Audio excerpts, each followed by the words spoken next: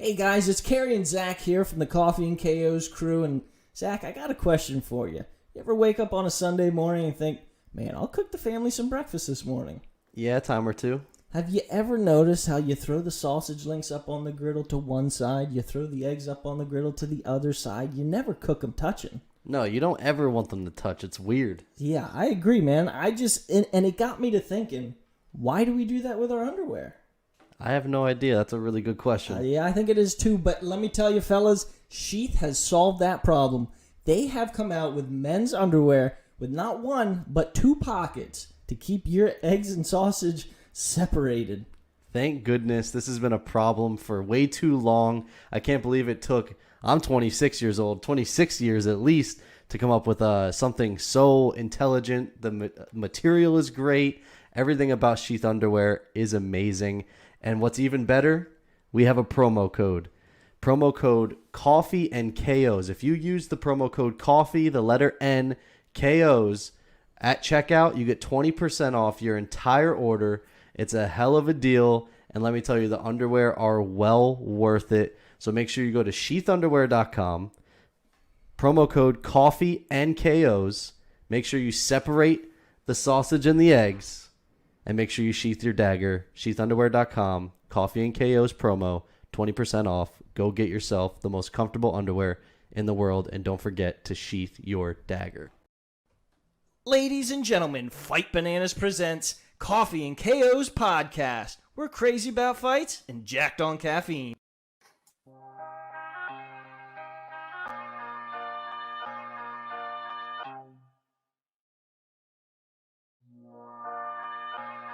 Ladies and gentlemen, can I please have your attention?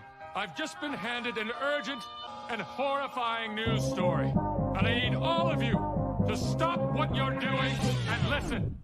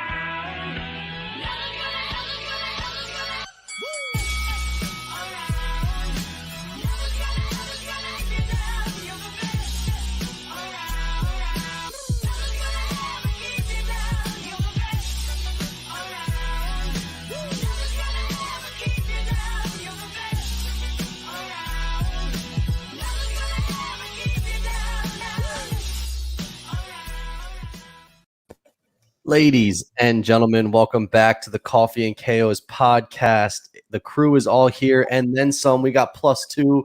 We got Bunny, first time on the show. And then we got our man Josh Byers back on the show again. Ladies and gentlemen, thank you for joining us. Happy to be here. Yeah, thank you guys. Second time. Biggest card of the year so far. Yeah. Oh yeah. Of the year. Josh, can you tell that we like you? This is the second time you're on the show and two big pay-per-views. I know. It's like I'm honored. And the first one was Kamaru Usman, and we both went 4-1. Even though I picked Burns, we all went 4-1. So we're even. We had to do it again. Even. All right. I'm glad you kept score because I'm pretty sure I forgot all about keeping score. But anyway, yeah, like Josh said, this card is going to scream. It's screaming card of the year. Like, I don't know that they're going to put out International Fight Week tends to get a pretty nice card, but this is freaking crazy. Like, this card is going to be absolutely insane. And to the point where we have to talk about the prelims too. Like, we can't not talk about the prelims. Like, there's just way too many good fights on this card to not discuss. But before we get to that, we normally do rate that matchup and some news. So Steve, take it away.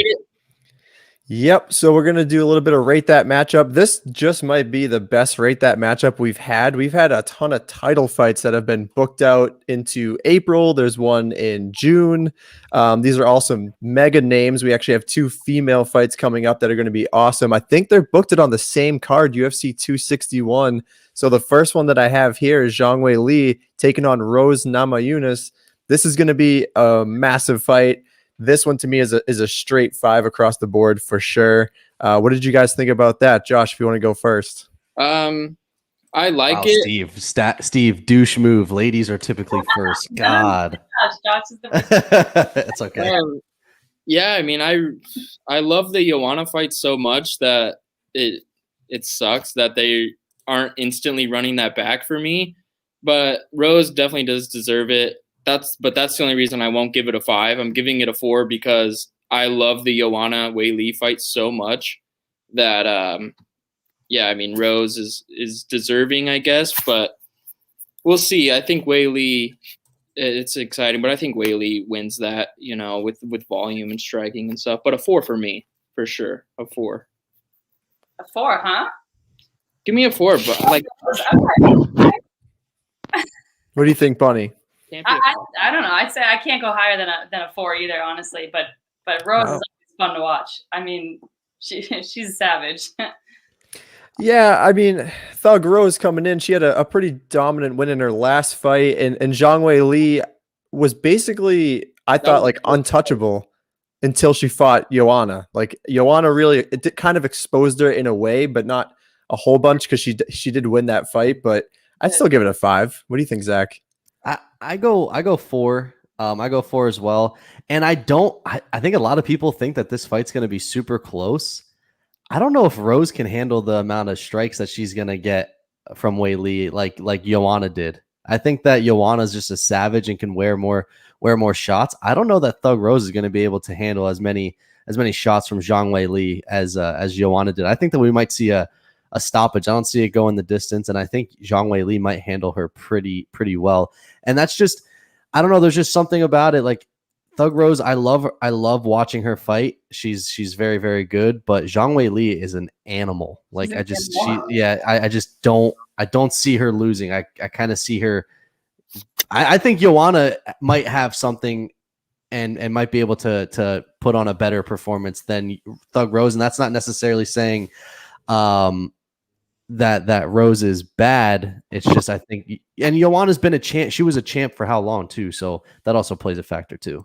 She did a lot of damage very well. She's a beast. She looked like Megamind after that fight. I mean, she did. Punches, you know what I mean? She's a savage, and Rose is great, but like you said, I don't think she can handle quite as much damage as Joanna would be able to handle. Like, I mean, that fight was insane to watch. That was crazy. That was one of the best fights of the year. Fight of the year, and then fight of like maybe ever they're talking about. That's one of the best. That's an all-timer. I thought Andrade beat Rose their last fight, and I'm not hating on Rose because she fought in Kansas City and beat Michelle Watterson, my first UFC card. So I'm not hating on her, but I do think Andrade won that fight, and it was a split decision. But I mean, good for Rose; she gets the title shot. Yeah, she just wears too much damage. Like she takes too many punches. You can't do that against Zhang Weili. I mean, Joanna is the only girl I feel like that could handle those kind of punches. And other than that, Thug Rose, and she's just so frail. Like you just look at her and she's just so frail. And Zhang Weili is don't sleep on Rose, man. I'm not sleeping on her, but Zhang Weili is I could see her being a champ for a long time. She is built different, yes. Yeah. No, I still, and I agree. I think Zhang Weili, Shevchenko, Nunes, like they're the untouchables. I don't really see them losing anytime soon until they really retire, which brings us to the next fight, which is Valentina Shevchenko taking on Jessica Andrade, who basically moved up a weight class, had one fight, and it was a win over Chukagian, and then she basically gets the immediate title shot against Shevchenko, who we just saw, I think, maybe lose her first round ever to Jennifer Maia. So I like this fight. I like Jessica Andrade. She's super tough. She's incredibly strong for her size, but I don't see Shevchenko losing this one. She's just way too well-rounded. This is the one that I would probably give 4. I would go 3.5. I would go 3.5 for me. Is it just me, or like when you get these like girls like Amanda Nunes and Shevchenko, like you almost become tough to market because you just destroy everyone. Like it's not. And Dave was talking about it on his show before, so I'm kind of going off that. But when the divisions are kind of watered down, right, and then it's just you're feeding them people that they can handle, it gets a little bit boring. I do think Andrade is a tough matchup. Like Steve said, she is very, very strong, but a weight class up, she's fighting just a complete savage in Valentina Shevchenko that I don't see it going well. Like Chukagian is down here and Shevchenko is on another planet. Like there's just a huge jump in competition at a higher weight class. It's going to be super difficult for Andrade, and that's nothing against her. It's just a different game when you fight Amanda Nunes and Valentina Shevchenko. They are just on another planet away from everyone else. Valentina and Nunes aren't afraid to like go in there. They are savage. They are complete savages. They're not afraid to take punches. They're not afraid to make the first strikes.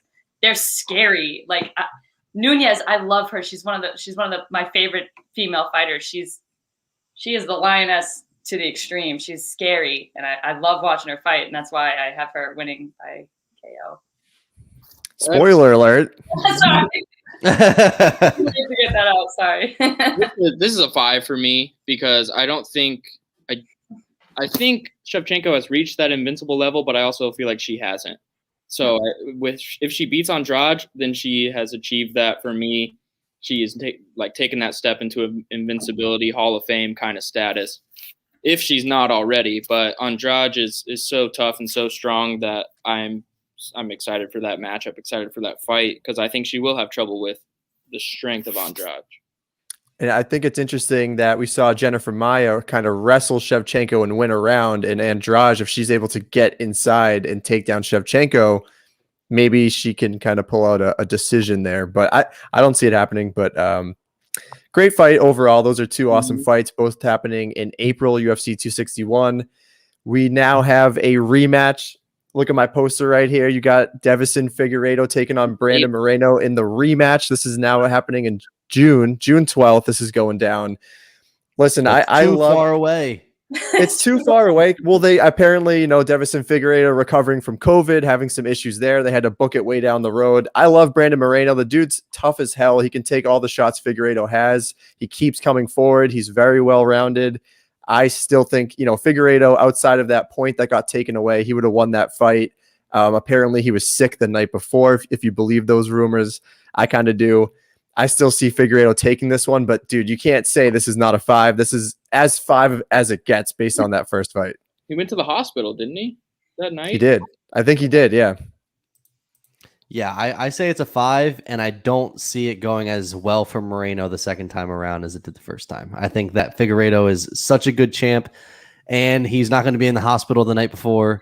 He's going to, I think that he's going to I don't know if he'll put him away. I don't know. It might be close to the same fight, but something in my gut's telling me that Figueiredo is going to make adjustments and he's going to shut the lights off on Moreno. And I love Brandon Moreno. I think he belongs exactly where he's at. They could run that fight back 10 times and I'm going to watch it every single time. I think it'd be amazing. But Figueiredo is another one of those guys at that weight class. He is just massive. He's got crazy power. He's so strong.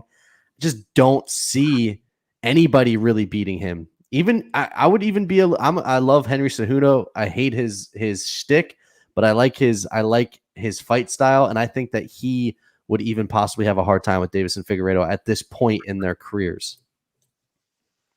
I'm not a fan of Henry.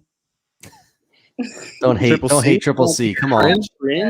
He Cruz, which I like, but I'm not a big Cejudo fan. I like Triple Cringe. Triple C would take out Deiveson, in my opinion. Yeah, he made weight. He took it again on short notice after fighting Perez, and he fought in the same month, I think. So it was 2 weeks. Yeah, with more time of him being able to make weight with a lot more notice. This fight is far away, like you said. It's hard to not see it going differently in favor of Figueiredo because he's the champ. Moreno's good. That was a good fight. It's going to be a good fight. But yeah, this time it's hard not to say Figueiredo. But this is, give me it's definitely a 5. Yeah, definitely a 5. Championship fights are always 5s for me. Not all the time, but Most of the time. Quick contradiction there. Most of the time, they are all fives. Besides, like, I was gonna say Rosenstrike and Gane, but that's not a championship fight. I mean, would you say that Perez Figueiredo was a 5? I mean, I didn't think that was a 5. God, no. But no, matchup wise, no. The lead up, matchup wise, no either. No. That division is just now starting to become a division where they can sell fights. That's been a division that has struggled to sell fights for a very, very long time. Agreed. Those are the 3 big matchups that I had. So that's right, that matchup. We have a little bit of headlines if we want to get into some of those before we get into, the whole card, the prelims and the main card. Let's do it. So Conor, Dustin, 3 talks in the works. Bunny, I know. I'll kind of give it as like a 2-part question to everyone, but is that the fight that you want to see next for both guys? And should it be for the title? Bunny, by all means, take that one. I think Poirier has more than deserved the title fight. I think everyone would show up for the third and final match. I think Poirier has the potential to destroy Conor once more. He's got this momentum, and you all know I love Poirier so much since day one. So I would kill to see that fight again. I mean, well, you're not going to have to kill anyone because it's going to happen. I could nitpick here and there on the lightweight division and say which matchups I really want, but truthfully, as a fan of the UFC, I don't really care which fights they make. So if they want to do, if that's what the UFC wants to do, that's what McGregor and that's what Poirier wants to do, by all means, let's do it. I mean, I'm 100% in for that. Awesome. I'm in for it. I'm in for it. Obviously, anytime Conor fights and Dustin, you got to watch it. It's great. It's more so Dustin is so deserving of the title shot and Conor isn't. That's the thing. That's the thing that kills me. Like, Conor just got starched in round 2 and didn't look great. He looked good round 1, but let's be honest. Like, if you really go back and look at the fight, it really wasn't his best performance. He didn't look that great. And then for him to, like, you have other guys in that division that are more deserving of the title shot to fight Dustin that aren't getting it. But the problem is Dustin isn't. The thing that I like about Dustin is it's not all about the belt at this point. Like, he already basically feels like he's the champ. He wants money. And I think that part of that is because in the UFC, the fighters are paid so shitty that they have to, like, this is what it's about. You got to provide for your family. And that's the fight that's going to make him more money than if he was going to fight Charles Oliveira for the belt. He's going to literally make more money fighting Conor. So I understand it. I understand it from a business aspect. It's gonna sell, but from a fight fan aspect, I hate when like someone like Conor can lose and then still fight for the belt. Like, that's just crazy disrespectful to Oliveira, to even Michael Chandler. Like, I know Gaethje, like that's the stuff that kind of pisses me off. And that's why, like, I was a huge Conor fan for a long time, and I still am. I still like him. But I've kind of started to dislike him a little bit because of that. And same thing with Dana White. Like, you love Dana White as a businessman, right? Because he's putting on shows weekly. But, like, he's just at times super critical. And then he also, like, Conor McGregor losing was the worst thing that could have possibly happened to him. Like, he was not, I mean, that's not what he wanted at all. And so now he's, in order to cover his steps and cover his ass, he's going to make a third fight right away, put more asses in the seat, because he wanted Khabib Conor. I mean, that was basically talked about. Dustin Poirier had no shot. He had no shot. He wasn't winning in Dana's eyes, and it didn't happen. So yeah, I don't know. Like, I'm going to watch it. I love, obviously the matchup is good, but it's just kind of, as a fight fan, like, if you're a true fan, like, it is disrespectful to the other people in that division, especially Oliveira, who's got a freaking 9-fight win streak with 7 bonuses out of the 9. Like, it's just ridiculous, the streak he's on. Yeah, totally. I think it's twofolded, like you just said. Obviously, there's a whole backlog of fighters in the lightweight division. We have no idea what to do. Khabib still has not vacated the belt yet because Dana White is just holding on to that 1% chance, which is wild. Dana White is the clinger girlfriend that you've broken up with 100 times. Yeah, dude, go away. Keep calling you. Yeah, it's silly. Peace, dude. For real, though. Let the man retire. let him walk away. Real strong. Yeah, so that you always got to talk about it when it's in the press there. And then going into another potential fight, this has not been confirmed yet. This is a rumor, but it does look like Usman Masvidal 2 is going to happen in a September timeframe. Snooze fest. This is not going any differently than it went the first time. I don't care if you give Masvidal a whole year to train for Usman. It's going the same way. He just straight up doesn't have the wrestling to handle Kamaru Usman. And now even with the striking we're seeing with Usman, good luck, Masvidal. If that's the fight you want, go for it. But not a fan of this. I'm thinking that these two are going to be the coaches of the Ultimate Fighter based on the timeline of the fight and everything else. I think that they're going to be the coaches. And it's just, this is another Dana White money move. It's just such garbage. Like the UFC is catering way too much to the casual fan, and it drives me crazy. Like I would 1,000% want to see Colby Covington versus Kamaru Usman 2 before I see Usman versus Masvidal. Colby Covington has been the only guy that has pushed Usman to the brink of losing. Whether you hate Covington or not outside the octagon for who he is a hell of a fighter. He is one of my favorite guys to watch in the octagon, pushes a pace like no other. Like that is the only fight that that was the only fight that made sense. And then you had the Leon and Masvidal fight made so much sense, and that doesn't happen because of the bad blood there. It just doesn't make it makes sense from a money aspect, but it's super aggravating. And I don't know if you guys saw, but Kamaru Usman is really training his foot stomps some more in his recent Instagram posts. So you can expect to see a lot of those as well. At least he can laugh about it. I don't know. Win this fight, maybe Usman moves up because he's just shredded. But the only way he's moving up is if Izzy's gone. If he leaves, yeah. Yeah, I mean, the sport on two hands, like the sport's as big as it's ever been. So keep doing what you're doing, UFC. I mean, you're bringing in more eyes to the sport, especially this matchup. I mean, both matchups bring eyes to the sport. Colby, you could go either way, but I 100% agree that Colby deserves the rematch because he took 5 rounds and, maybe a bad stoppage, but broke his jaw and everything. I like that matchup so much more. I like that fight so much more. And if you go to the judges' scorecard in that fight, there's a potential Colby wins. There was. Before that jaw knockout, I mean, that was he pushed it to the limit with Usman, and that was the first time you ever saw Usman be really tested. Like he just ran train on Masvidal, and like you said, it's not going to go any different with more time to train between the two of them. So give me Leon Jorge. Why not? That's what. Yeah, I mean the story is there. You had the what is it, 3-piece in a soda, and then the shirt right up there. It's the 3-piece with the soda. Grand buffet. You had the whole storyline there, and like they don't capitalize on that. How it's just the UFC, like you said, it's bigger than ever, and I think betting being legal has a lot to do with that now. But it is bigger than ever. But it's great for the casual fan, but people who cover the sport and really love, like really dive into matchups, it doesn't. Like if you watch the first one, it was a freaking snooze fest. Yeah. Yep. That's snoozing. That's what happens. At the time, I was rooting heavy for him. I just, I was like 6 days. This motherfucker has it, and then unfortunately, it just didn't go. It went horribly, and then then I saw that picture of Masvidal training with Jake Paul, and he's dead to me now. So. Well, look at Usman's Masvidal's record.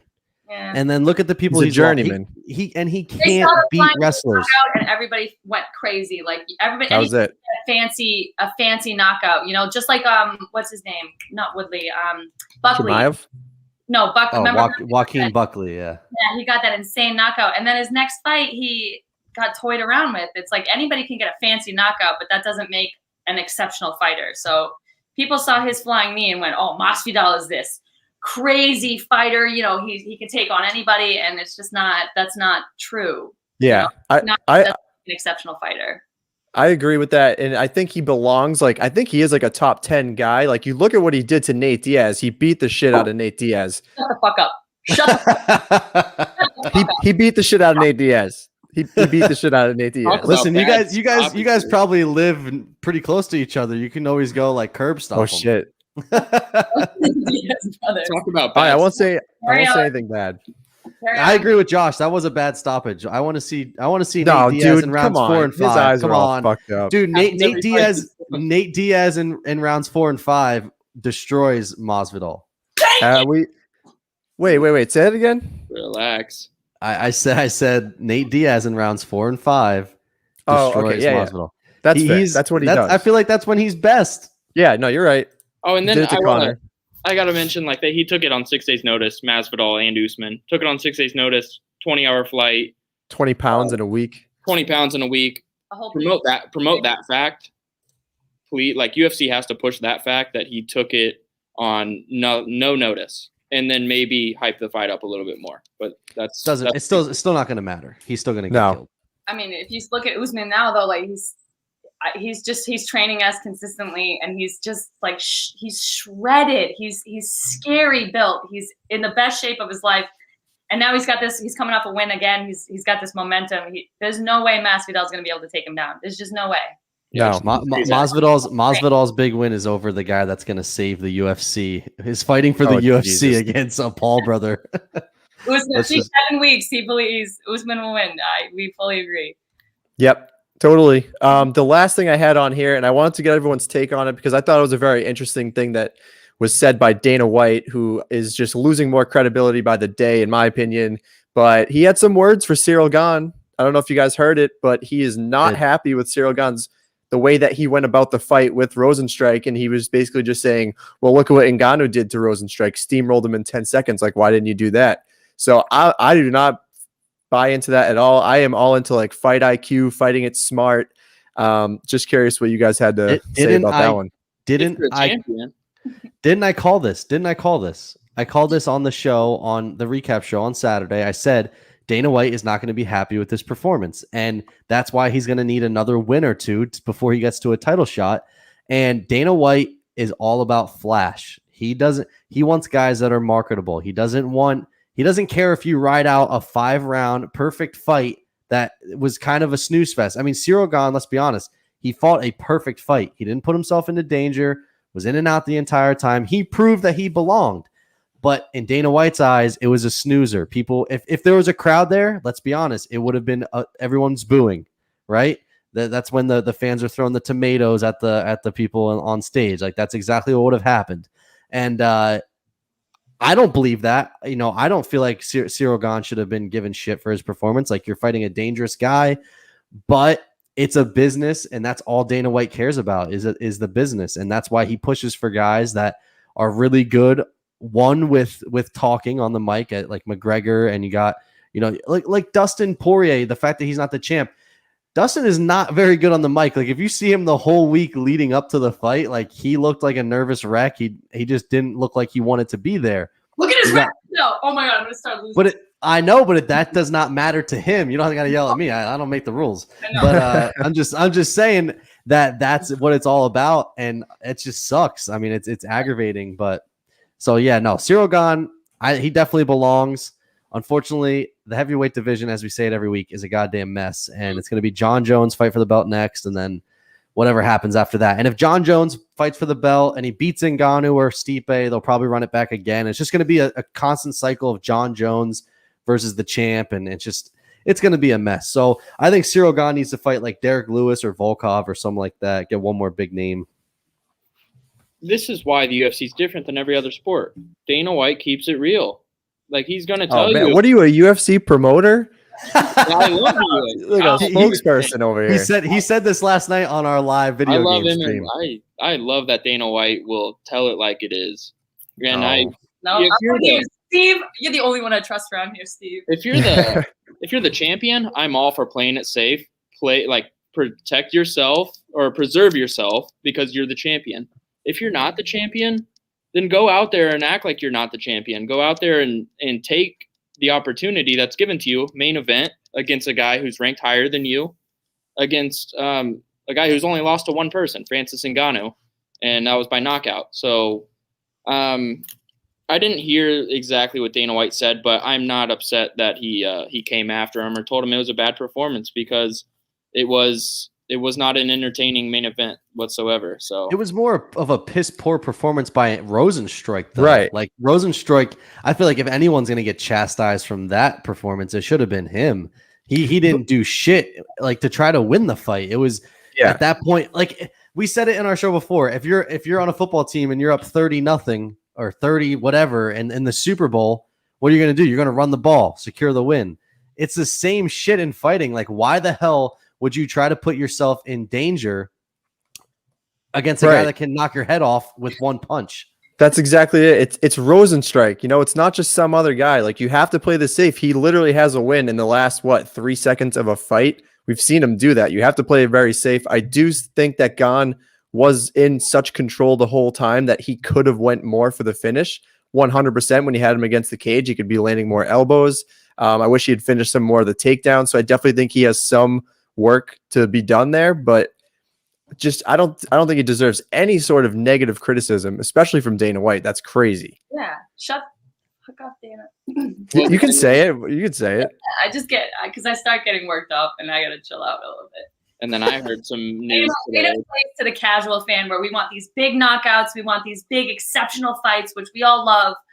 But MMA is a little bit more than that. I know this is UFC. You know, it's a little different, but not everything's going to be a big, crazy knockout submission fight. And to those who watch because they love the integrity of, mixed martial arts, it's not always just going to be the big, flashy, big name, big deal fights. And you just need to accept that. And I just can't stand that he plays to the crowd, the casual crowd. It really pisses me off. I agree. And then Josh? I saw Paulo Costa said he had some wine since Adesanya. Oh my God.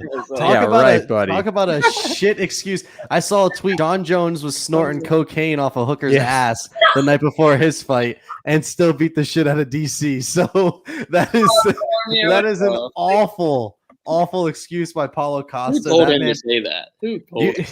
Like now too, all of a sudden? Like why are you coming out now and saying months that? after the fight? Do you know what they say about excuses? They're like assholes. Everyone has one and they all stink. So, that's Paulo Costa. Like, I hate this man more and more by the minute. Like, I was kind of on Paulo Costa, but then you got guys like him that lose a fight and like they just can't get over it. Like, dude, you're only like 29, 30. Like, just move on. Like, it's not like it's the end of the world. You lost a fight, so what? Like, just get back into it. It's the same shit with Alexander Hernandez, what I was talking about last night. God. Dude goes on Instagram and says, watch the fight on mute with no commentary and say who won the fight. Like, what? And then Thiago Moises commented on it and just said, I'm just here to read the comments. Like, what is that guy smoking? Like, come on, dude. That is utterly absurd. There's no way Waleed and Ali Abdelaziz approved of this. There's no way. No. Of course. He got her first loss, and she said that she felt suicidal and everything, and it was like, oh, sometimes you lose. You gotta handle your losses like a fucking champ. Sometimes you lose. Relax. That's when I lost a lot of respect for her. Carry on. See Sean O'Malley as well, getting a loss. Oh my God! Still saying today that he's undefeated. 13-0. He's undefeated. He's never lost. Still undefeated. God, he got an L once he dyed his hair the way that he did. That's an instant L. I agree. Fire. All right. Well, that was headlines. I don't know if anyone else had anything they wanted to add it in here. Anything, Josh, Bunny? Good. No. I wanted to mention the wine thing. That's it. Yeah, I did see that. That's hysterical. I'm glad you brought it up because I saw it. I'm like, what is this guy? Is he trying to get into Izzy's head right before the title fight? Is there something behind that? I'm gonna steal his shine. I don't know. It was because he couldn't sleep, and he's just such a big burly man that 2 glasses didn't do it. He had to drink the whole goddamn bottle. All he said was half a bottle. Yeah, right, dude. Come on, drink a whole bottle. He deserved to get knocked out and then humped after hearing that. So. Oh boy. I wanted to do a quick plug to one of our sponsors, not an official sponsor. They actually were nice enough to send me 3 packages of coffee. That's Ravens Brew Coffee. There's no strings attached here, no money involved. They just sent me some coffee, and it's incredible coffee. We got the Double Dead here. If you like caffeine, the Double Dead if you're trying to, research your fights here, just get in the zone. Maybe you're streaming or doing whatever you do. You got to write a big report, Josh. Like this is what you do. You drink double dead coffee. That stuff will just knock you out in a good way. It'll literally give you a heart attack and then bring you back to life. It might give you a heart attack. But make sure to paper though, Josh. You'll write I love a good stimulant. All right. I need my stim. We'll go, just check out Ravens Brew Coffee. You can check them out at ravensbrewcoffee.com. You can follow them at Ravens Brew Coffee. Like we said before, once you go from like generic standard stuff to these like luxurious craft things, you don't go back. So go buy some Ravens Brew Coffee. You will not be disappointed. I guess it's also a good time before we get into the card. Sheath Underwear. Go to sheathunderwear.com. Use promo code coffee and KOs. Get 20% off your entire order. Let me just tell you, Josh, 2 pockets, buddy. 2 pockets. 2. One for the huevos and one for the shaft. And it is it's amazing. It's the best thing ever. So go get yourself a pair. And Bunny, they actually have female ones. Oh, do they? Yeah. No need for like a pocket, but they are there. Most comfortable things ever. So go get them. 20% off your entire purchase with promo code coffee and KOs. Go to sheathunderwear.com. And don't forget to sheath your dagger. All right. Yeah, sheath it all. All right. Listen, so I don't even I feel like we have to talk about the majority of this card. We don't have to talk about every single fight, but I would feel like we're disrespecting this card if we don't talk about the prelims. You got Joseph Benavidez, Dominic Cruz, on Kai Kara France on a prelim. You have Tim Elliott on an early prelim. You got Carlos Ulberg, who had a crazy performance on the Contender Series on an early prelim. I mean, Udos Medic. That fight, like that, it's just so many good freaking fights on this card that Sean Brady, 13-0. There's just so many good fights that we just, how do you not talk about them? It's going to be such a freaking good night. I'm getting to the studio early. I'm going to be here Saturday, 9 a.m. And I'm just I'm ready to just run through a brick wall for this freaking card. and make sure everyone just send a prayer to the UFC gods. We want to see a full lineup here. Okay. If we have 15 fights, all 15 are going to happen. Just make sure you go pray to your UFC god, whoever you pray to. I pray to Israel Adesanya. Demetrius Johnson. I like Mighty Mouse. He'd be a good god. There you go. Hey, pray to him. But Kyler Phillips was a name that I wanted to throw out there too, because he was on my short list of guys to look out for in 2021. He has a tough fight against Song Yadong. He's coming in as a plus 120 underdog there. Very excited to see Kyler Phillips fight in the prelims. Phantom? Yeah, dude. Kyler Phillips has crazy potential. That is a tough fight, though, dude. Song Yadong is tough. Crazy. Plus, that's just a funny ass name to say. I love to say Song Yadong. He is durable as they come. You are not finishing Song Yadong, but Kyler might. They're pretty even keel in terms of height, reach, all that. It's just record that is a little. Song Yadong's got a couple more fights. He does, yeah. Kyler's, he's 8-1, so he's still very fresh to the UFC and everything, and he still doesn't really have a name right now, but he finishes people, so I'm really keeping an eye on him. Okay. Yeah, what was I gonna say about Yadong? He beat Chito by split decision, and Chito goes on and fights Sean O'Malley after that. So, what if that was Song Yadong? You could see it just on the other foot that he could have gone on and fought O'Malley. And at some point, you can't be a great prospect anymore. You got to be a great fighter. So we'll see if Kyler Phillips is not just a prospect anymore, if he can go out there and take a guy out like Song Yadong, because that's tough to do. Carrie, go ahead. What more can you say about Song Yadong? I'm going That's to tell you. Don't wrong Yadong. Choose Sheath Underwear, sheathunderwear.com. Use promo code coffee and KOs. Get 20% off your purchase. And there you have it. There's a big song. I know it. Yeah, so we're not officially making picks for the prelims, but that's a tough one to pick. Joseph Benavidez, I'm a huge Joey B guy. Potentially his last fight in the UFC. I was kind of hoping he would get an easy pass, someone that we kind of figured he would just starch and just say, this is it. you're done after that. Because he said after his loss to Figueiredo, he wants one more fight to ride off in the sunset. I don't know, guys. Like that is not an easy way to go out. Askar Askarov is a freaking tank. And how do you like judge a guy whose last 2 fights were against Deiveson Figueiredo, both finished? Like, where do you bring him? Like, obviously Joseph Benavidez is like somewhat of a legend in the UFC. He's been around forever. But like, how do you say, where is he still like a top 3, top 5 guy? Well, Askarov is, and he's a takedown machine. So good luck with that. He's undefeated still, right? Yeah. You give him an undefeated guy? That's not fair for Joey B. 11, Seriously. 11 undefeated. It's a cool number, but it's also about experience. This motherfucker has 28 wins. That's a lot of experience. Joey B and Tim Elliott are the same weight class, right? Yeah. They should have ran that. Yeah. They should winners. They should have ran that. That would have been a great fight. Yeah, man, it's tough. Obviously, Joey B's been on the end of some 2 really tough finishes, like tough to watch. His eyes look like a dead fish, like out of water. It was so bad. Yeah, I'm nervous. The one thing. So Dominic Cruz is actually going up. Like he was plus 100. Now he's plus 120. So a lot of money going on Casey Kenny. I'm kind of like inclined to put a 3 underdog parlay with Cruz, Phillips, and Joey B or Tim Elliott, and just say, listen. It's at the end of the day, it's all about vets, right? Like experience. And Dom Cruz over Casey Kenny is a complete turd, so I hope he loses. I hope he loses. That's an unfavorable opinion. I know that. I just got eaten alive online for saying that I thought Cruz was boring. I know it's unpopular, but I fucking don't like Cruz, and I'm not afraid to say it. Go ahead.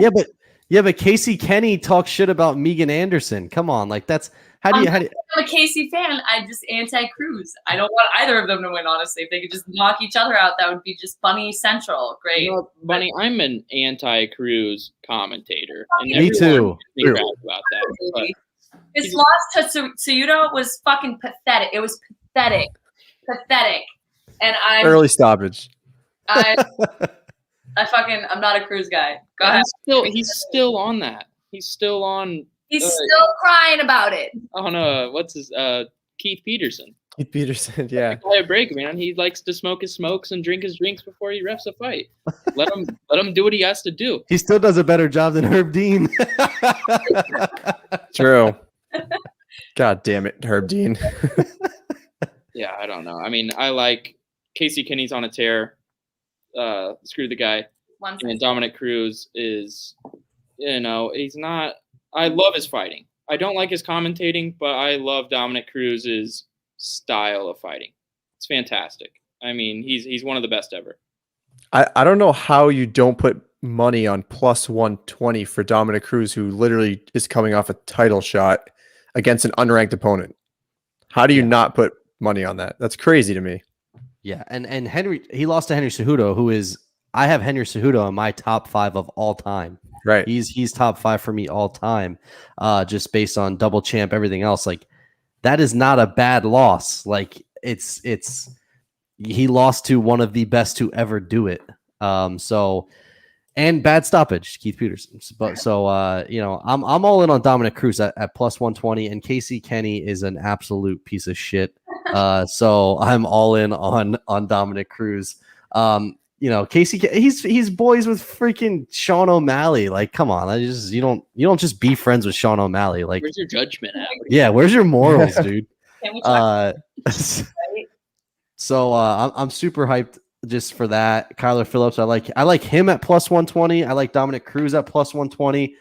I'm gonna kind of fade Joey B. I'm not too confident in that one. Tim Elliott has a tough one against Espinoza. That's glory a tough guy. one. That's a glory guy. Josh, you want to give some insight on that one? I mean, Espinosa trained at Glory for a short time too, when Tim Elliott was gone, or when he was out in Vegas. So Elliott was offered this fight about 3 times in the past, and he, didn't take it because they were potentially being on the same team. And Krause is really close friends with Tim Elliott, so he wasn't going to train Espinosa to fight Elliott. And then it became a time when Espinosa didn't want to train at Glory anymore. You know, he wasn't coming back. Krause said there was an opportunity for him to come back and train there. He didn't, and he said he loves Jordan. They're still close. They still talk, but he said, you know what? I like this matchup for Tim, so that's why we're going to take it. And Tim's an electric fighter. I love watching that guy fight. Don't sleep on Tim Elliott. Like, don't sleep on his record. He has a lot of really tough losses. Like the Royval fight. Yeah, like fights that he's winning or it's super close and he gets clipped and put. Like, the thing is with Tim is he is not scared of anything. Like, he's not scared. He will wrestle. He will go to the ground. He is all in for a fire fest. And so that's what I love about Tim Elliott. He's not scared to put himself in compromising situations. And he was surprised. I think it was after his last fight, the UFC gave him a 5-fight contract. And he's like, man, I thought I was on my way out because I have lost so much. But the thing is, his losses, it's not like he's going in there and he's getting ragdolled and killed. Like, he's competitive with the top guys in that division. And he could easily win, especially in that division. He could easily win 2-3 fights. And if he does it well enough, he's fighting for the belt again. So I'm all in on Tim Elliott. He's been one of my favorite fighters for a really long time. And I like this matchup for him.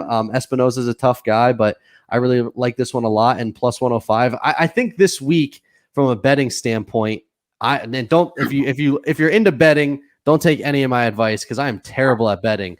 But I think this week, because the lines are so close, I'm gonna just kind of ride with 2-fight parlays. Like, I'm gonna pick 2 fights, bet on that, and then I'll go like Cruz and maybe Kyler Phillips. I'll bet those 2, parlay them together, throw a couple bucks, and then just kind of do 2-fight parlays because I don't feel confident in like massive parlays on this fight, on this card. There's just too many close fights. We're going to get into the main card in a little bit, but that's kind of the way I'm thinking about playing it, and just kind of ride out with like a plus 300, parlay, bet a couple bucks on it, win a couple bucks, play with house money.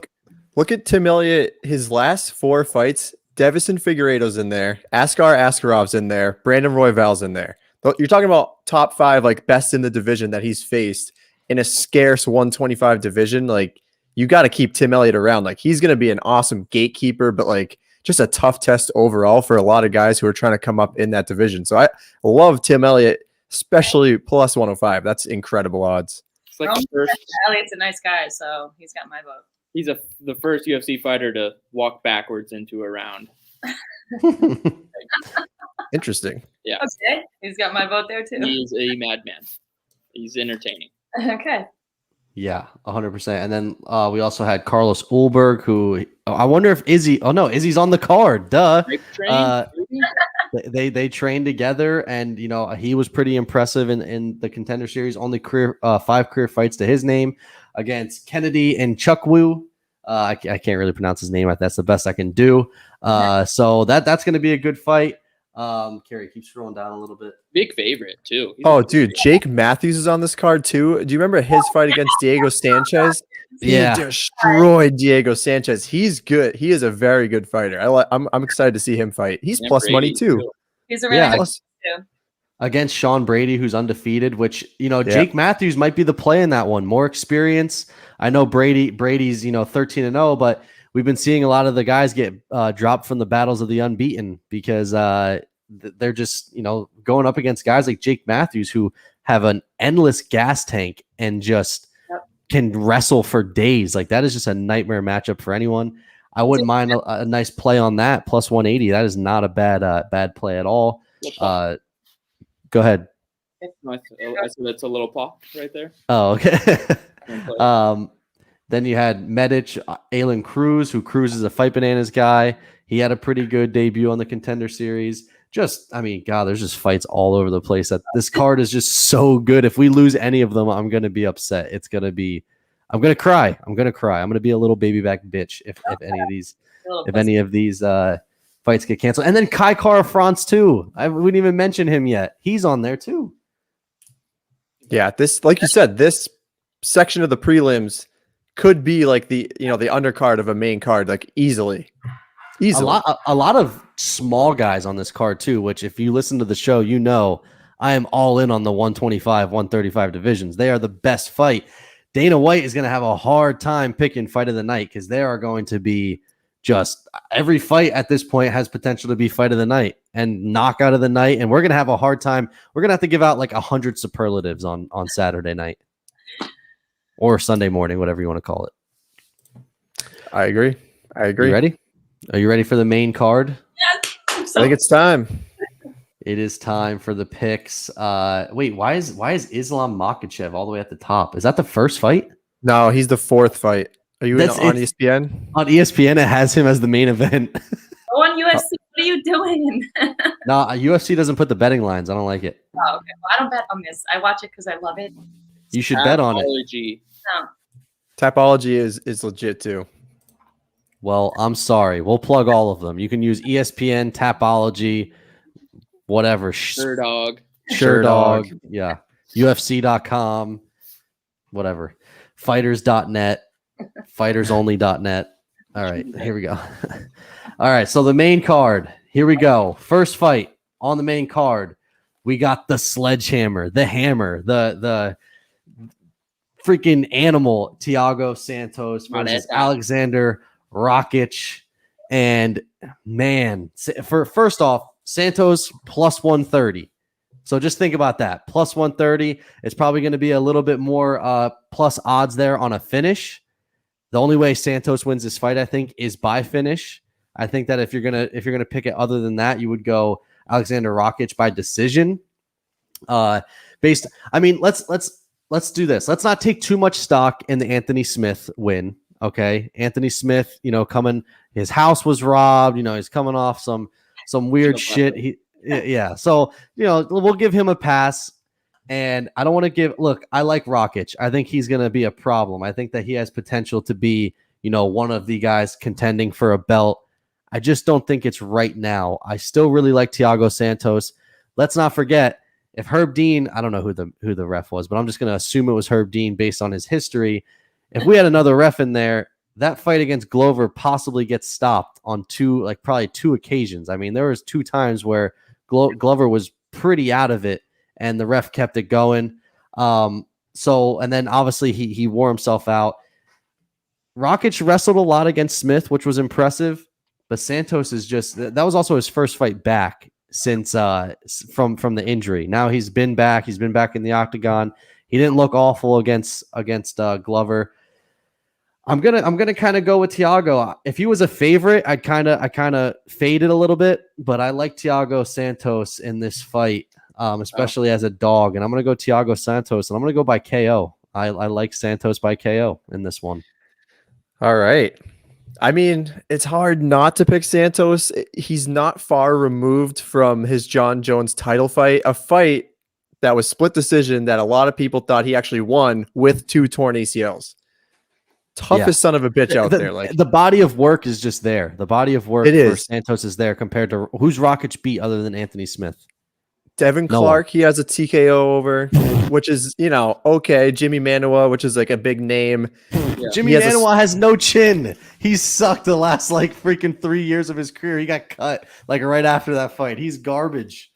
Listen, I agree with you. I mean, out of here. If you're comparing experience and people who they've faced, obviously Santos is light years ahead of Rakic, but I'm a firm believer in Rakic, dude. 6'4", he's got the 78-inch reach advantage. This dude is a machine. He's strong as hell, and he just proved against Anthony Smith that he can wrestle and do it in a very effective way. So I'm not trying to have Rakic get close to Santos. You want to stay away from him as far away as possible. 78-inch reach. He'll have the reach advantage. I think he'll be able to do that. I think he'll be the better striker. And then if he needs to mix it up and go to the ground, I think he'll have that advantage too. I don't hate the flyer on Santos plus money, especially with the TKO, but I think Rakic is the real deal. And I think he's going to deal Santos a 3rd loss in a row. So I'll take Rakic, but I'll go decision. Yeah, I thought you were going to pick Rakic too. I know you. I really like Aleksandar Rakic. I just don't think right now is his time. I got to go with the vet on that one. I mean, third loss in a row is hard to see. And didn't he just cornered? I think his wife, Kunitskaya. And so she's coming off a big win.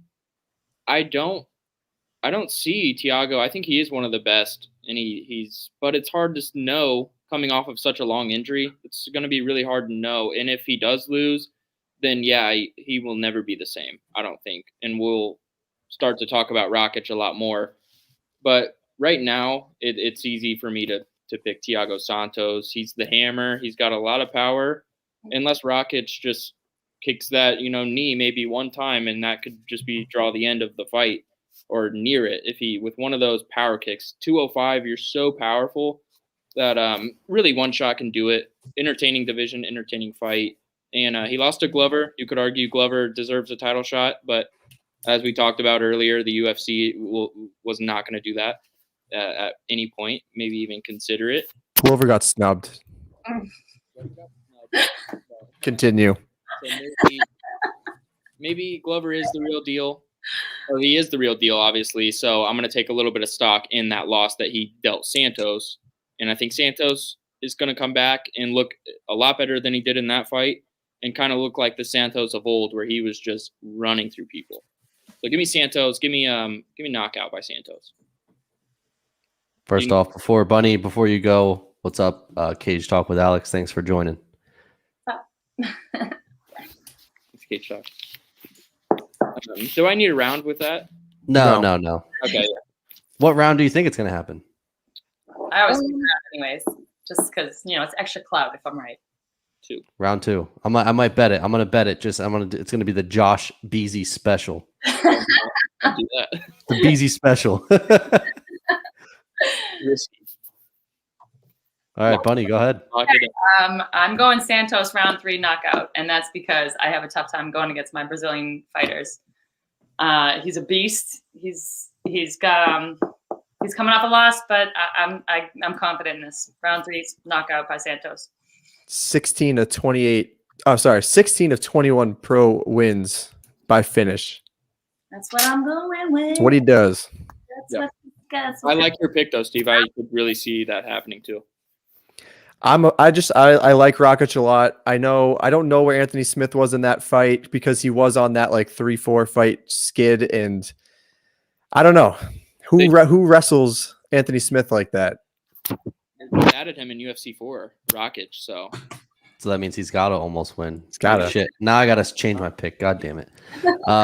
Carrie, go ahead. Alexander with a KS is pretty intimidating. But the wife grew up with a neighbor named Santos. Hell of a guy. Makes a great potato salad. Fantastic grilled chicken. So I'm going Santos TKO. That's right. So I'm the only one choosing Rakic on this. Yeah. And I don't like that. I don't love that. I know. It's I don't like that. I like it because it sounds to me like it should be a...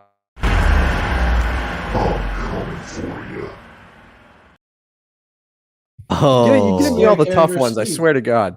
Yeah. And you guys still aren't wearing your wigs. By the way, last week you lost Scary. I know, I have it. I have 3. You have 2 that we need to do. Yeah, we got to wear our wigs. Damn it, I keep forgetting. You need wigs? All right, yeah, I like Santos in this one. I'm surprised, Steve, you said that you think Rakic is going to have the striking advantage. I would disagree. I think he will. No, I think if he's able to keep the distance, I think he will. Especially like Josh said, if he attacks the lead leg, he has some wicked power. That's what got him against Anthony Smith. I mean, the leg kicks for sure. Yep. Difference maker. All right, Steve, take us to the next one. I like this fight. And so Islam Makhachev takes on Drew Dober. I like this fight too. minus 360 Islam Makhachev. Everyone is on the Makhachev hype train. They think he's going to be the next guy at lightweight to just basically take over Khabib's role and just rain down on these people. He's obviously Dagestanian. He's an insane wrestler. But he hasn't beaten anyone. I'm just going to say that. He has not beaten a big name yet. This is by far his biggest test to date. So Islam's already ranked number 14 in this. Drew Dober's not ranked yet, but he's on a 3-fight win streak right now. Most recently, Alexander Hernandez is who he TKO'd. So 3-fight finish streak at that. 3 TKOs in a row. Also, purple belt Brazilian Jiu-Jitsu, not too shabby. Trains with Elevation Fight Team in Colorado.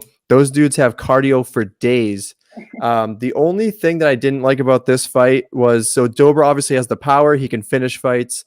But when you look at his takedown accuracy, it's 58%. So he he can get taken down pretty easily. Alexander Hernandez had 3 takedowns against him. You know, obviously that's going to be Makhachev's game plan. That's all that he does. He just takes you down, doesn't throw a lot of output, just lands a takedown, holds you down. Khabib-esque, minus the ground and pound. I'm not a fan of Makhachev. I'd actually love to see him get slept in this one. So just out of that, I'm going Dober, TKO. Yeah, I would like to see Makhachev lose. I really would, and I think that Drew Dober is one of the more underrated guys in the UFC. I think that he is really, really good. He's got really good striking. The thing is, he doesn't fight often enough. He also does like a lot of modeling shit, I guess. So like he's really not doesn't fight. Yeah, he doesn't fight that often. So I would love to see Drew Dober win. I think there's value there at plus 280. I think that if you have some cash, you want to throw some money on Drew Dober. I think that not a bad play, but I got to go with Makhachev on this one. I'm going to ride Makhachev by decision. By decision? By decision, yeah. I don't see Makhachev doesn't really finish guys. I feel like he's just going to ground and pound the shit out of them. I think Dober does. Okay, go ahead. You go, Bunny. You give me your pick. Dober KO, round 2. Okay. I think a big win by Makhachev was Arman Tarsukian. I think he's a really good prospect. And it sucks because he was supposed to fight Nasrat Haqparast on Fight Island. That fight got canceled, but that would have told me a lot personally about this matchup because Drew Dober KO'd knocked him out in the first round. So I would have liked to see how they matched up, you know, opponent versus opponent. They both, you know, have fought those guys. The line is it scares me a little bit, so I'm staying away from Dober. I think that he has turned that corner in his career, and he's, you know, all the better for it. He's not going to be anything easy for Makhachev, but I do like the Makhachev hype a little bit. I think it's overblown for sure, but I think Drew Dober is not on Makhachev's level. So I don't want to say decision, but I mean, maybe he flatlines him like he did Gleison Tebow. I could see that too. Maybe Makhachev has really been in the lab, you know. So you want TKO? Yeah, I'll go round 3 finish. I'm going to go round 3 sub against Dober. Against Dober. Sub. Okay. Maybe he sets it up with a T-bow. Oh, really? With a teabag bomb, got it. What he did to T-bow, you know. Poor Khabib. Poor Khabib. Bunny, and Bunny had round Dober 2 TKO. Confident. Is there a reason why? I think he's tougher. I think he's got more to prove. He's had more fights, and I think he's got something to prove. I think it's no question. He's got like a crimson chin. Like you look at him, like he's got this. He's got that big old chin on him. Yeah, you don't know. I don't know if that's a good or bad thing. It's easier to hit, but I don't know. Maybe you can take more hips. And TKO, I think he's. I don't know. I don't see it coming to decision with these two. I think they both are out to prove and both want to make a name for themselves. I don't think they're going to leave it to decision. You know what happened to the last model in the UFC, right? Luke Yeah. Rockhold. His chin didn't hold. His chin didn't hold up too well either. What's his name? The Elias Theodoro. He's the. Oh yeah, that's right. Is he still in the UFC though? I thought he got cut. No, he's not in the UFC no more. Yeah. That's true, Aaron. That's true. Aaron. Islam's only loss is that TKO, but that was all the way back in 2015. It's a long time ago. He's at what, six straight wins. Do chins get better with age though? No, they get worse. They're both 32.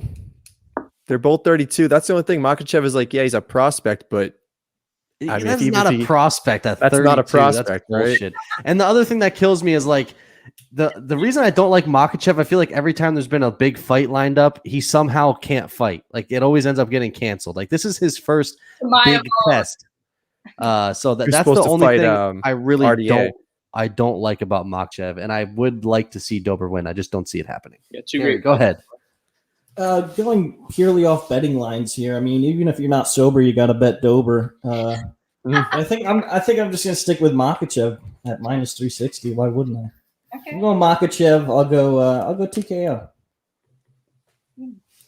Like it. Sure. And by the way, Carrie doesn't know anything about. I'm thinking of Zabit. Yes, he does. Okay. All right. Next fight we got. What's the next one? ESPN Fight of the night, man. Is all messed up. It's Fight of the night. Jan Sterling, right? That's this one. All right. Oh, it's such a good fight. I'm so This fight, I love it. It's about damn time Aljamain Sterling is fighting for this belt. It is a pick'em fight, -110, both sides. Man, it's going to be a great fight. It really is. Anyone that listens to the show know that we have been an Aljamain Sterling podcast from day one. I will say, though, I've been watching some Petr Yan highlights, and he can wrestle. His wrestling is underrated. And I've said that a couple weeks ago. Like, a lot of people discredit his wrestling. He can wrestle. And if you actually look, Aljamain Sterling takedown accuracy is at 29%. It's really not that good. But I just feel like Aljamain right now is just on a really good run. He's hot. I just feel like he's going to be much stronger than Petr Yan. He's got a pretty different build. He's got a pretty big reach advantage. So my gut is telling me I have to go with Aljamain Sterling. It is a really close fight. I just think on the ground, as far as Brazilian Jiu-Jitsu is concerned, I think Sterling has an advantage in that aspect. If he can get the fight to the ground, it's over. I wouldn't bet on this fight. This fight is one I can't bet on. It's way too close. It's way too. It's a kind of a clash of styles, but it's kind of not, because I think Sterling he stands pretty well as well. He does. I got to go Sterling here. It's a 5-round fight. I'm gonna go Sterling by sub. I feel like that's the only way he can get it. I think that's the only way he can get a finish. I think that if it goes to decision, Jan's gonna have the advantage. He'll pick him apart on the feet. If it goes to decision, he'll either knock him out or he'll pick him apart for 5 rounds. I think Sterling's got to get the fight to the ground and get a sub, and I'm confident he can do it. Sandhagen is an animal, and we've seen that. And what he did to Sandhagen, now granted, it doesn't happen. You run that fight 10 times, it's not happening the majority of the time, but it happened. And I think Sterling is that good. I would stay away from this from a betting standpoint. Way too close. I would not be surprised if Petr Yan wins, though.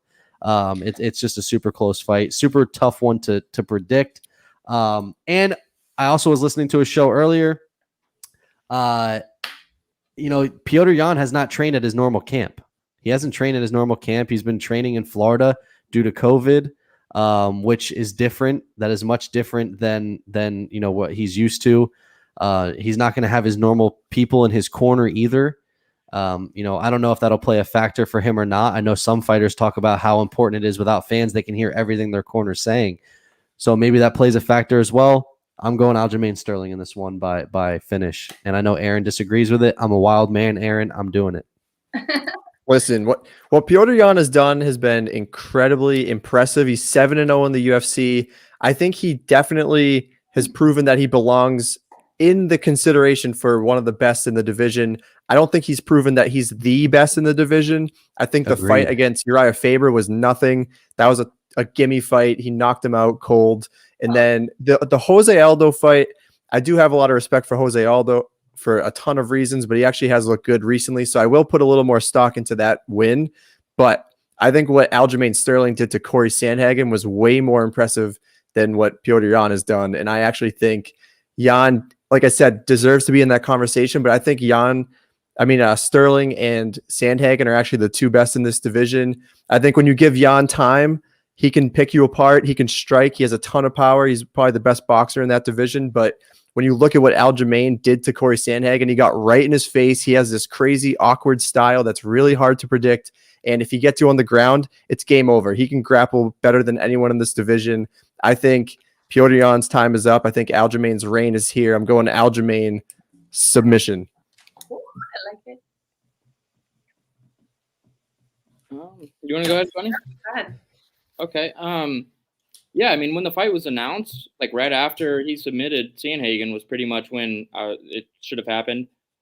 I had Sterling for a long time, and kind of like you guys did with Usman, you switched over. I think Petr Yan, although he hasn't proven it against the quality of opponent like Aljamain Sterling, bottom line, he has too many weapons to lose this fight. He's got stand up for days. If he goes for the takedown, I could see him hitting him with a knee. I could see him holding his own on the ground with Aljamain Sterling. I think Petr Yan is unproven still, but I do think that Petr Yan is really going to. He may not hold the belt for that long, but he's going to defeat Aljamain Sterling, and I think he's going to beat him. It could be brutal. I think. Really?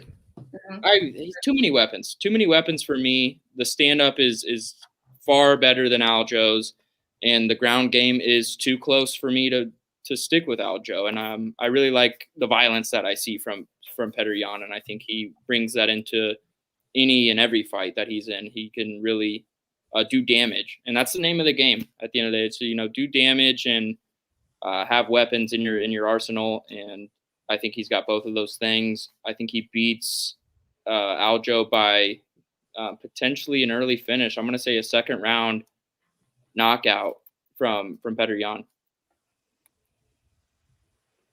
Bunny.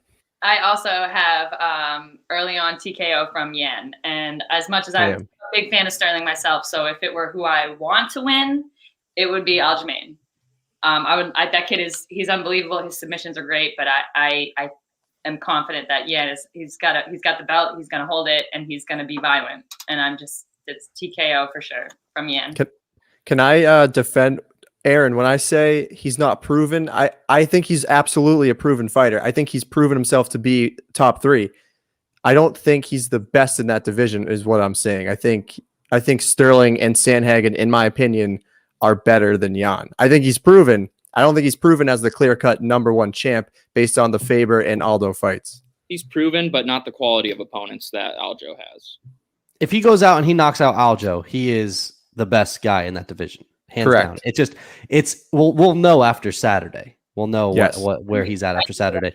And I think you can almost say the same for almost anyone in that division, though. Aljo probably has the most body of work outside of Frankie Edgar, and right. Rob Font has a ton of fights too, but. Other than that, it's Sandhagen's new. He's got 5-6 UFC fights. Yeah, so I think that Sterling is one of the more veteran guys in that division. So whenever you got a guy that has a ton of fights at the UFC level versus a guy newer, it's a little bit tough. But I could see it going either way. To me, the betting lines at being a pick'em is perfect because I really don't know where that's going to be. And again, I always say this, when you don't see the fighters fight a lot, when they're not active, we haven't seen Aljamain since his Sandhagen fight, and we haven't seen Yan since he beat Aldo, you don't know. When you see a guy fight once a year, it's very easy to forget, at least for myself, because I have a terrible memory. So I forget very easy. So for me, I'm kind of going off, the thing that really sticks out to me is that, especially as of late, what Sandhagen has done and then what Aljamain did to him, it's just super impressive. So I'm going to take more stock in that, as Steve said, than I am anything that Jan has done so far. And Jan could totally change my mind. And Sterling's on Saturday, always, taken a step forward, and then but he's always had that step back. And so he's finally, after so long, got that title shot. And it's just been a theme in his career that he takes that step back. And I think he's going to come in looking fantastic. But I do think Jan is kind of next level. And this is just my opinion, but is it just me, or do you feel like everyone at Serra-Longo kind of takes those steps forward and then they just step back? Like you saw with Iaquinta. You saw Frankie Edgar was a champ, but he trained at Serra-Longo for a little bit and goes there. Shane Burgos. Yeah, they go there, they do well, and then they take these steps back. So, I hope it doesn't happen. Like I said, I love the Funk Master, but we'll see. We'll see what happens Saturday. That's way too close of a fight to bet on, though. I'm shying away from that one. It's gonna be a good one either way. That's gonna be fight of the night. Yeah, for sure. Yeah, 100%. Maybe we'll have to go live. I feel like maybe we'll have to go live on here and talk as the fights are happening or something. Because I just think, and I don't know, it's gonna be just a crazy night. We might have to come up with stuff. We might have to talk about stuff as it's happening. I don't know. It's gonna be a crazy night. Then Steve, you want to take us to oh shit. This shit. I'm sitting God 2 damn feet it. from you, man. I'm sorry. Every time. Oh, Gary, goodness grief. Gary, give us your pick. All right, here we go. So, little known made up fact: Petr Yan is Russian for Peter Pan, actually. And for that, I don't think Aljamain's going to come out of the sterling silver. I think he's going to come out of the shining gold. So I'm picking Aljamain to bring the pain, submitting Peter Pan back to Neverland. Oh shit! I gotta clip that. That's going on Instagram. That was that was fire. Listen, we have the best producer / co-host out there. There's no one else out there making picks like that. That's all I gotta say. I love that, Gary. Bold. I like it. All right, then we go to Steve. You can take us to the co-main. The co-main. We get Amanda Nunes, the Lioness, comes back, taking on Megan Anderson, a product of Glory MMA. That puts me in a strange position. We've been very much team Glory MMA, but I've looked at this a million different angles. It all leads to the same exact road. There's not much I can really say about Amanda Nunes that you don't already know. Champ, 11-fight win streak. Her last 8 have all been title fights. She's knocked out everyone. Megan Anderson, it's just like she's 3-2 in the UFC. It's a very scarce division. So she got her win over, was it Norma Dumont? And then that got her to the title shot because Amanda was like, yeah, I'll move up and wait and fight in that and defend that belt. The only thing that I see here is Anderson. Obviously, she's 6 feet tall. She's huge. 72-inch reach advantage. She'll have the 3-inch reach there. This is the first true featherweight that Nunes has fought. I feel right. Like she is big and she has power. I was watching the Norma Dumont fight. She knocked her out pretty clean. I don't know. I just can't pick. I'm just going to say this because we say this every time. You have to put money on Megan Anderson because it's plus 700. You have to just sprinkle a little bit. What about Megan? What about Megan by KO? Yeah, that could be the move too. That's how I would see it happening because a head kick or a toe in the eye. Remember she did that? She kicked the girl and got her toe in the eye, and then they called the fight because the girl couldn't see, but that's considered a KO. All right, there you go. Bet that, and you'll probably get plus 1,000 on that one. So, I have to choose Amanda Nunes. I have to do it, and I think she's going to get the finish. And I hate to say it for Glory MMA. I can't wait to hear what Josh says, how she's been training, like what the insights are there. But I'm going Nunes TKO here. You have to. I mean, I love it, but you can't root it. And Nunes is no question. It's no question. Yeah, from a betting standpoint, you're throwing money on Megan Anderson all day. You have to. From a coverage and pick perspective, you got to go Amanda Nunes. Wait, Steve, was it KO or sub? You know what? I actually have it as sub. I'm going sub. Okay. Yeah. I mean, so from a betting standpoint, you gotta go Megan, but from a logical pick perspective, in MMA, anything can happen, right? The sport is a sport that doesn't make sense. Anything can happen, but Amanda Nunes is in my top 5 greatest all-time mixed martial artists ever, men and women. She is that damn good. 2 division title holder, to the point where she's almost bored with the sport and talking about retirement. Like she's not even old, but she has just absolutely run through everyone, and to the point where it's getting boring. I can easily see her retiring after this because she has obliterated everyone in the division. It's almost bad for the UFC if she sticks around because they have no one else to give her. Like it's gotten to the point where she's just light years above everyone else. We thought Ronda Rousey was that person, right? And then Amanda Nunes just took it to a whole nother level. You cannot, if you're just making picks for competition, you cannot pick against Amanda Nunes in this one. You have to pick her. I'm going to go by knockout. I don't know if she's going to get like a flash knockout. I'm maybe like a takedown with some ground and pound to finish, maybe batter up Megan a little bit. You can't not bet on Megan Anderson, though. You got to do it. Potential toe in the eye could happen. But yeah, Amanda Nunes, enjoy this fight. It could be the last one we see her for sure. And not to mention, she's the only person that simultaneously defended both belts, I think. So just shout out to her for that as well. Oh, yeah. There's an argument out there that, Amanda Nunes is the greatest mixed martial artist of all time. Not even top 5, man or woman, that she is the best of all time. This fight was pushed back originally than when it was originally scheduled. And I know it's because, Amanda had a kid with her partner, Nina Ansaroff. And that maybe have taken away a little bit from her training. I mean, if they're, like you said, she's getting bored with the sport, maybe. But if there was a time for anybody to come in and beat Amanda Nunes, I think it's now. And I think it's this Saturday. Megan Anderson very well might have to go get a finish. And, I mean, you really don't see a dragged-out decision. But, yeah, I mean, there's just no way. There's no way I'm picking against Megan Anderson in this fight. I love the storyline. I love.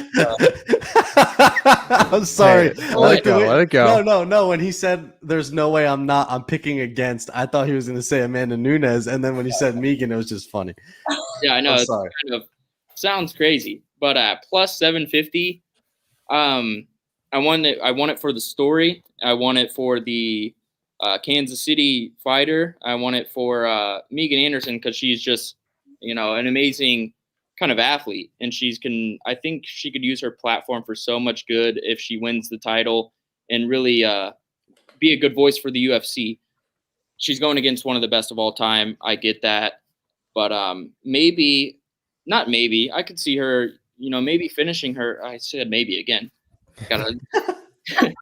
I could see her. You're sure, but you're not sure. It's fine. I could see her finishing Amanda Nunes, but it's going to be late. It's not going to be early. It might have to be 4th or 5th round, and catching her with some of her good technique because she does have it. She's very capable. Plus 750 is disrespectful at this point. She's going to put on a better performance than Felicia Spencer did, and it will be competitive. I'll tell you that. It will be competitive. Yeah. And not for nothing, like the last, she's obviously, Nunes is known for finishing everyone, and then her last 2 have gone to decision, something you kind of saw with like John Jones towards like the end of his reign at light heavyweight. Yep. It is kind of like a boredom thing because they've been there, they've seen everything, and maybe that's her opportunity. Maybe. I was just going to say that. Great point, Steve. Nicely done, Steve. Bunny. If there was a time. Without discrediting Megan, if it came down to like wanting her to, like, I would love for her to have this platform, Megan, but it's just, there's no question Nunes is going to come out and just eat her alive. That's how I think. I think it's going to be an absolute savage KO. Early rounds, fight Nunes. I don't bet on this, so I don't care about the plus 750 or whatever. So Nunes all the way. And I could. Fighters are my fucking favorite. It's just what I do. So Nunes all the way. She's bored with it. She's going to go out there. She's done it before. This is just like another day at the office. And I mean, this one's 6 feet. She's 6 feet fucking tall. So it's going to be tough, but I think she's just going to come out a savage. Nunes, I think the kicks are going to play huge for Megan in this fight. I think to keep her distance, I think her head kicks are very good. She kicks the legs. Shane, yeah. Got a big reach. She's also Australian. I love Australians too, but that's not, She's gonna need it all. Yeah, but I like. Listen, like I said, there's a chance to have a lot of money made on Megan Anderson. I'm betting Megan Anderson by finish, by KO, because I don't see her winning a decision. I see it being a finish. Like I think if it's gonna be a decision, I think that kind of leans towards Amanda Nunes more. But Megan Anderson by finish, pay me. Okay. I hope you make money, man, because I don't bet on it. So. I'm very 50-50 on this. You got Megan rhymes with vegan, and Nunes is the lioness, so there's a good chance she's just going to eat her up. But on the other hand, I was just watching The Matrix a couple weeks ago, and Neo's name when he's not in the Matrix, so before he becomes Neo, is Mr. Anderson. Right, so there's a chance that maybe she pulls off a Neo-esque miracle and knocks out Nunes. You never know. And I like to bet on miracles, so I'm going Megan Anderson TKO. I like that. I like the bold predictions, gentlemen. I like rooting for underdogs most of the time. I do. I want to put out one stat that I thought was interesting, but I look at UFC stats a lot, and it tells you how many strikes they land per minute and how many strikes they absorb per minute. And usually like a good fighter is around like a +1, +2 on that like ratio. Like Petr Yan has like a +4. I think Aljo has like a +4. So like a great fighter is in that range. Megan Anderson's at a -1. It's very rare that you see a fighter with a negative. She takes more strikes than she lands. Not a good look when you're facing Amanda Nunes. Just putting that out there. Yeah. We'll see. Saturday. I'm It's excited. great either way. She's gonna put up a hell of a fight. I mean, Megan's not gonna go down easy, but it's. I just I was remember gonna say- the lasting memory. I remember Amanda giving her belt to Felicia Spencer, like, "Here you go. You'll never touch this." Like, it was so disrespectful. I mean, it was nice, but it just, to me, That was the nicest. That time, the nice it looked like antics. Yeah, I was kind of said the same thing. I was like, man, like if she did that to me, I'd be like, get that belt out of my face. It just looked weird. And yeah, I don't think that's going to be the case this time. Not a 5-round thrashing. But she's got to buy like 10 pounds too, Megan. I don't know. They really gave Nunes like a tough competition because they're like, we don't know who else to give you. Like, who else are we going to give you that you can possibly fight with? We'll give you, 4 or 5 for each, 10 pounds. Who the fuck else can you give Nunes? But there's like 3. It's like Norma Dumont, and then there's like one other fighter, and they fight 145, or what is it? Is it 145 or 135? Which one? You said Dorman? This fight's at. Oh, this one's at 145. 45, right? Yeah, there's like 3 or 4 fighters that fight at that weight. She just happened to get the win in her last fight, and there was no one else. Give me Amanda Nunes versus Jake Paul after this. Again, I'm sick of it. Well, I just want to see it because, like, what more like shameful thing could happen than to lose to like Amanda Nunes? Like that would really be. I mean, that's really not the worst thing in the world. No, I think she'd take out any guy. Let's give her. Well, she would. Yeah, I mean, she would kill me. But I'm also don't train in boxing, so I mean, it's a little bit different. All right, main event, guys. This is. Oh man, this is crazy. Steve, Izzy. I mean, Izzy has kind of become one of my guys too. Like, you have those guys that when you watch, you instantly get nervous, like the nervous jitters, maybe a little trickle in the pants because you're a little nervous. And I get that feeling. And listen, it's impossible to bet against Izzy, right? Like Izzy is just he's a stud. He's one of the best strikers I think we've ever seen in the UFC. He's gotten better since that fight with Gastelum. He has not had any really tough competition. He's handled everyone. He's moving up in weight. And the one thing I got to say is, like, Izzy does have like that one punch, like put him away power. We saw it against Paulo Costa. But I feel like a lot of times it's just been like a lot of damage, like that he deals through rounds that eventually gets guys to fade, and then he puts them out. Jan Blachowicz has one punch, see you later, good night power. I mean, granted, power. Yeah, I mean, granted, one of them was against Luke Rockhold. I mean, the win hits Luke Rockhold right on the jaw. He's probably going down. So I'm not going to take too much stock in that one, but Jan has looked. I mean, Dom Reyes is as tough as they come, and he slept them pretty good. I hate picking against my guys. I do. I really do. I hate picking against them. Jan has been an underdog in 8 of his last 9 fights, I think it is, and he's looked great. I think he's got some serious competition. I don't know. I think I gotta go with Jan. I think Jan is gonna give Izzy his first loss. I kind of don't want to see it, and I know for damn sure Dana White does not want to see that happen. I know Dana White he's already got Izzy facing all these light heavyweights probably, or John Jones. Like, he's got that fight, his eyes, get money signs in them. He gets all excited when he sees that. I just don't know, man. Like, I feel like at plus money, I got to take Jan and I think I got to take Jan by finish. I think if it goes on longer than like 2 rounds, it's going to be money in the bag for Izzy. I think Izzy will eventually wear on him, at distance. But if Jan, I haven't really done much research on Jan. I mean, he's only got 8 losses and he doesn't get finished often. But there's something in my gut telling me that it's Jan Blachowicz this weekend, and I don't like to pick against my gut. I know that he's a plus 200. I know Izzy is going down in some people's books as already one of the greatest ever. And his run has been incredible. I honestly feel that everyone has to lose at some point in their career. Unless you're Khabib, there's going to be a loss. And I just think that this is the time. I think that if they run it back 10 times, you could see a different outcome every single time. At this point, I think Jan Blachowicz is hot.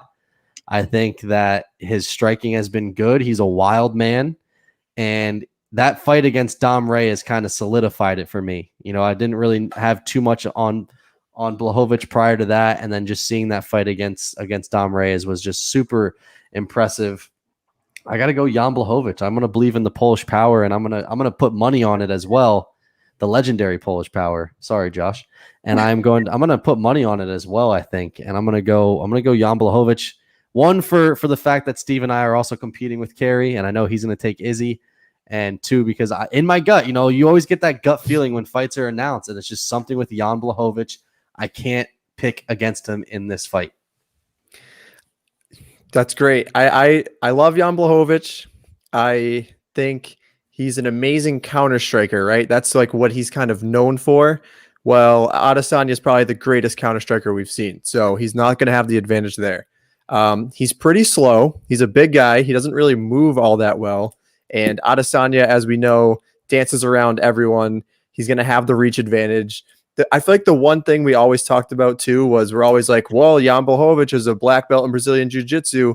He hasn't used that in like 5 years. Like we don't see that ever. And it was the same narrative when he fought Dom Reyes, who's a very good striker. We were like, well, if it goes to the ground, he could win. No, he wins by counter striking, and he's finished a lot of his fights. I just don't see him beating Israel Adesanya, who is the best striker in the UFC right now and the best counter striker we may have ever seen. I just think, moving up a weight class is not going to be an issue.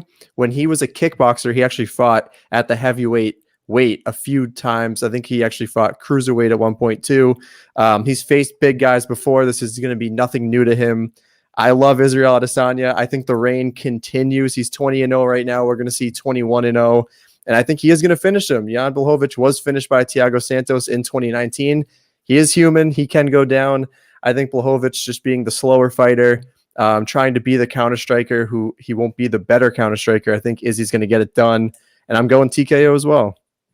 And just to touch on the wrestling quick, Izzy has really good takedown defense. So yeah. I will say that. I don't see it being a wrestling match. I do see it being a striker.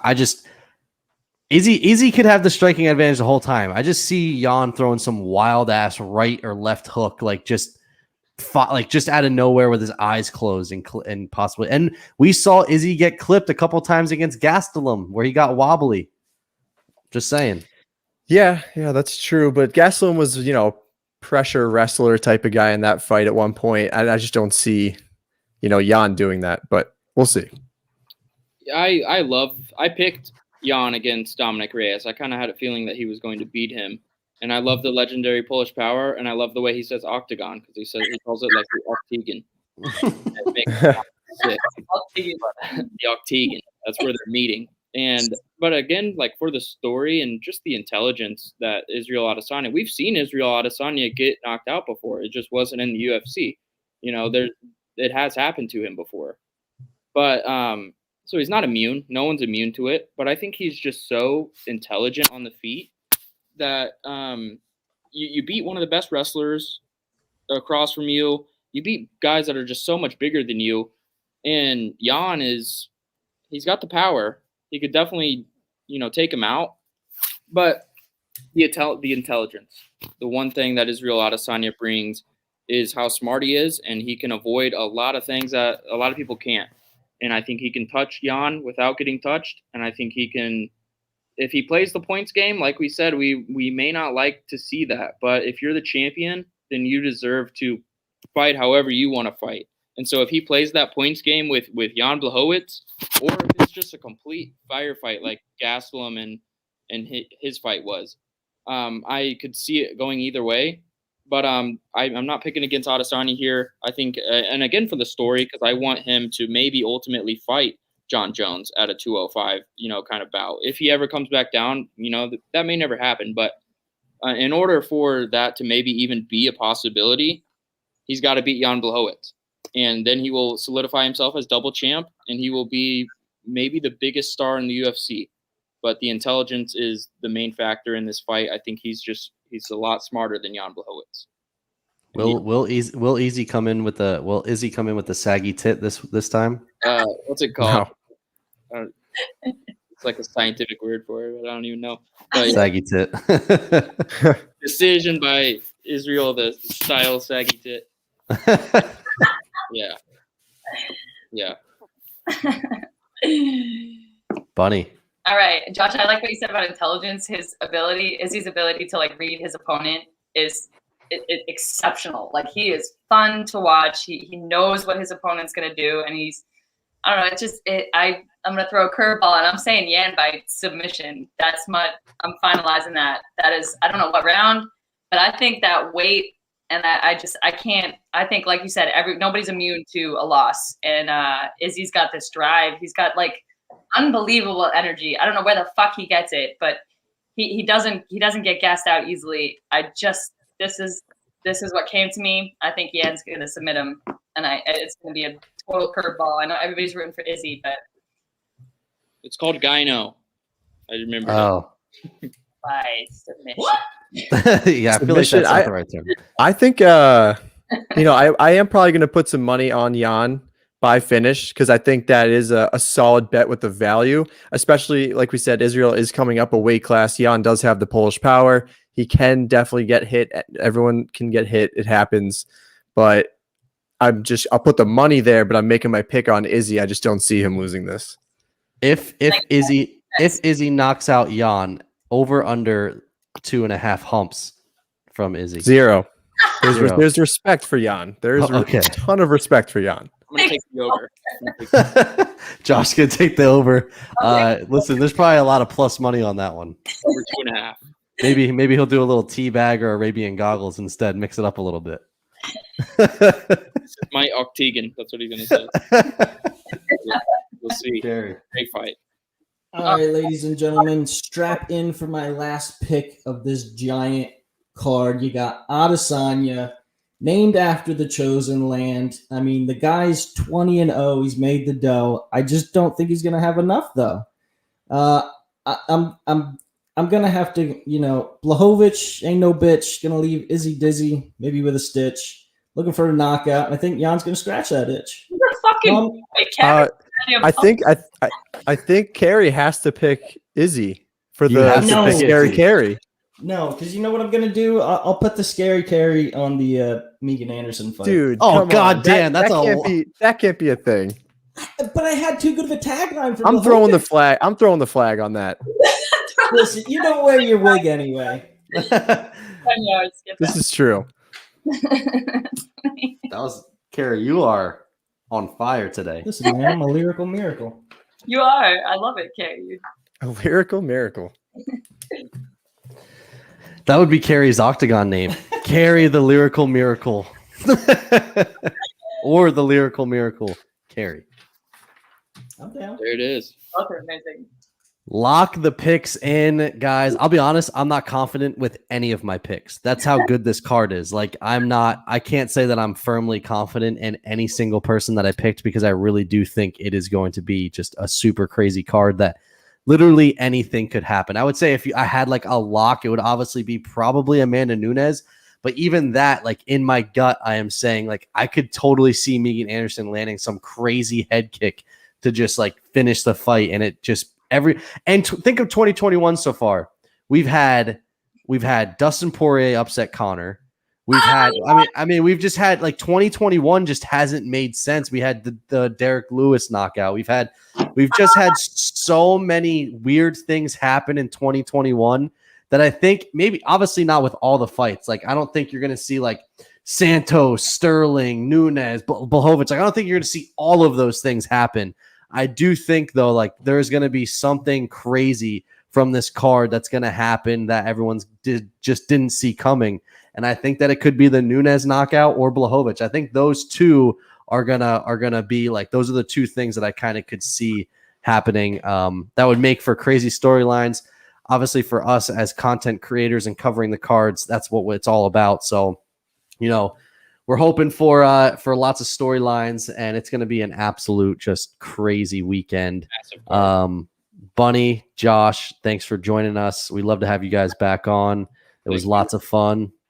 And guys, on Saturday at 2:00 Eastern time, the Coffee and KO's crew is going to have Elle Wagman and Grant Dawson come on and talk about the fights that are going to happen just a few hours from then.